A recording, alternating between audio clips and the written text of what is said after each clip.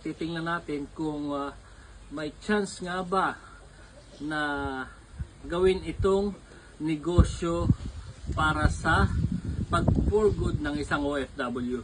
Bibilangin natin kung nakailang piraso tayo at titingnan natin kung ano ang pwedeng maibigay sa atin ito for the good future.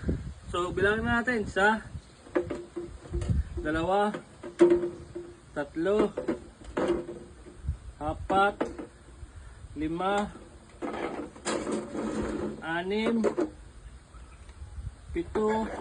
9, 10, 11, 12, 13, 14, 15, 16, 17, 18, 19, 20, 21, 22,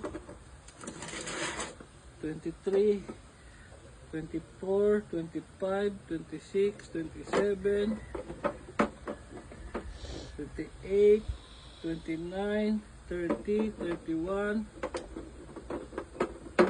32, 33, 34, 35,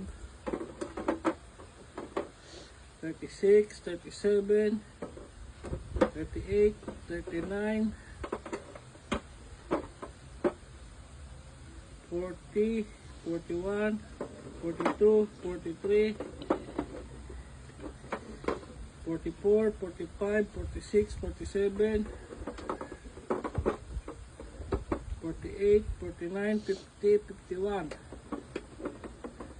52, 53, 54.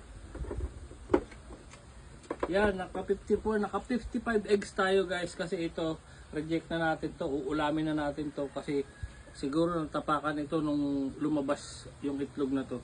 Kaya meron siyang biak, may crack. So naka ilan tayo Totoy? 54.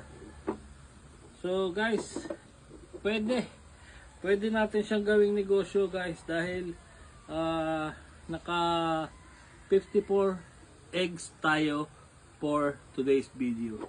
So hanggang dito lang at hanggang dito na lang ang video na to at abangan nyo ang mga susunod na updates.